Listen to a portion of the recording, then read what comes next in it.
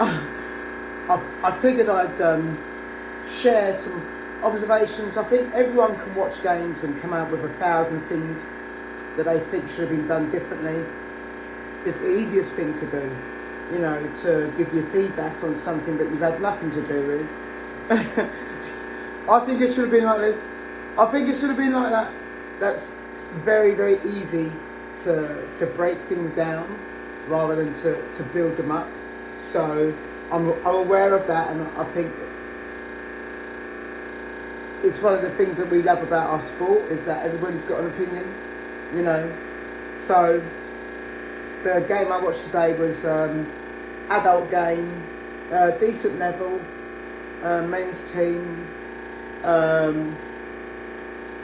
think they're midway through the season and probably doing an average in the league. So that's setting up the background information on the team and the team that I went to see, and it would help you understand maybe why they play a certain way or maybe why they're doing a certain why they're performing and positioned a certain place in the league. So goalkeeper, they had a flat back four and they had 5 in midfield, 1 up top. The other team were playing 4 at the back. We'll use our keeper as the 4th man. So what I found to start off with, if we're building it from the back, the goalkeeper wasn't really, I think he needed to provide a lot more support to his team, a lot more support to his defenders. So as the ball often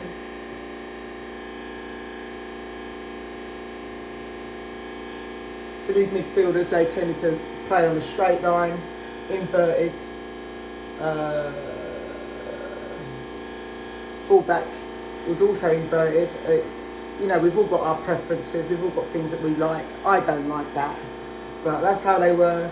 So pretty much straight line, leading about, I don't know, maybe 10 metres to the byline, to the sideline. For me, the ball was played back quite a lot to the centre-backs. Centre-backs played to each other and then diagonalised the passing. So it seemed to be that their main tactic to get out of the press, avoid the midfield. They weren't looking to play through, they were looking to play beyond, and it was diagonalised. I think that what they should have done, really, instead of playing the square pass to the second centre-back, I like the ideas of having the centre-back stepping in. If I'm able to, at some stage, I'm going to try and get, in my team, I'm going to try and get both centre-backs to step in and having a full-back come across and cover the middle, or have a 6 holding. But what I would like to have seen, just to move the opposition a bit more, I would have liked for them, rather than have that ball played back in and go across, I think that in order to move them, to have more space in behind, what should have happened is the ball goes back to one centre-back and he goes back again. That's it, simple. Not complex. Why is it going to go back again? Because we're trying to get space in behind. So if it goes back again, then you're going to have a press. Unless they weren't playing it back again because the goalkeeper's got bad feet. Maybe his feet for playing out weren't good enough. I don't know. I didn't see him do it often enough, so that might be the reason that they didn't send the ball back any further. What you're listening to in the background is my fridge. I think it's about to just, which is fine. I feel like that sometimes. So, how they built out really was a direct pass from the keeper to top of midfield, or centre-back, receive it, play a diagonalised pass. The diagonalised pass I don't think was effective. Why wasn't it effective? It wasn't effective because, for me, if you're going to send the ball diagonally, as a centre-back, you've got to know about the numbers in front. So what they really had, they had the 4v1, or it was a 3v1 and one of the wide midfielders would come up, looking to receive the ball here, But the ball that was going across diagonally on the right hand side was not played behind, it was played short. So if you're going to get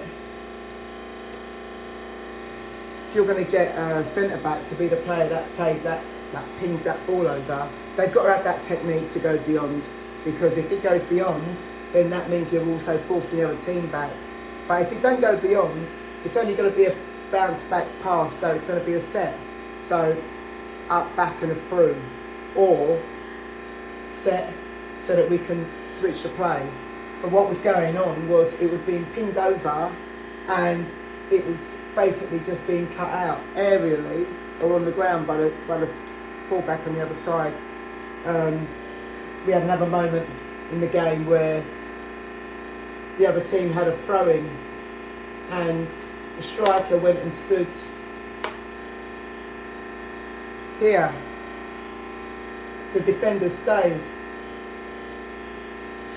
So they're not dominating the space. I was like, are you not going to follow him? He's not offside. And so they just played the ball over, and I'm just like, what? I was watching this game. I was like, what is happening here? You know. So you've got to be able to control space in between that little gap there. You've got to be able to control the space between the defensive line and the goalkeeper, because you've got to protect the goalkeeper. And so that means don't concede space. If it looks like they're going to send the ball beyond your defensive line because he's not offside, then get someone to drop in, get a midfielder up there, everyone comes across. But what was happening, or what did happen, was they just kind of let him sit in there, and then they had to try and recover the space. I just think if you're defending, the first thing you need is to be really dominant, and also to reduce the space. That means that everyone comes over. The wide player on the other side often stayed wide or was tracking back late. It's like, if you're going to track back late, don't track back. Just operate half and half and be the support for the counter-attack for the striker who's lone. He's got a 4v1 to make it a 4v2, and then get the other guy over to make that a flat 4-4-2 or flat 4-4-1-1. But what was going on was this guy's tracking back, can't get there, but he's still trying. And then this one's coming back and he's coming back and he's too wide. This one's in. And then it means, well, he's still isolated and he's tired. So that was the game I watched today. I didn't like it, in case you weren't sure, from my feedback. I didn't like the game. I do think that you've got to dominate space. I do think that if you've got your back to play, you've got to play simply. I think that you should operate in a way that exploits the opposition's weak side. And I also think that you should recognise who is the person who's getting you out of the press. If they're not technically able to do what you're asking them to do, you need to change them. And your goalkeeper has got to have really good feet, because they're so important to supporting. They become like the third centre-back. And if they can't become the third centre-back and the ball can't get played back to them, then that means you've not got enough depth and you're not moving your position enough. Suffice to say, the team lost. It was a loss which I'm thinking they kind of ran out of impetus, and maybe the structure within their formation was the problem. One of the players was leaving, and I could hear him say to the people that had come to watch him play, he said, yeah, did you see that? Our formation, it's always like that. The formation is a problem. I was listening to him and I thought, I don't think it's a formation. I think it was a structure. How you manage the different moments in the game within that formation. So that was the game. That's the feedback. And I think feedback, when things don't go well, it's very easy to do. It's easy to break things down. I know that. I live that. When I lose a game, I know people are going,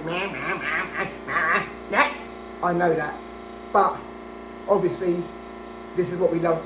We love the sport. So we're going to have opinions, and opinions are fine. So that's my opinion on the game that I just saw today.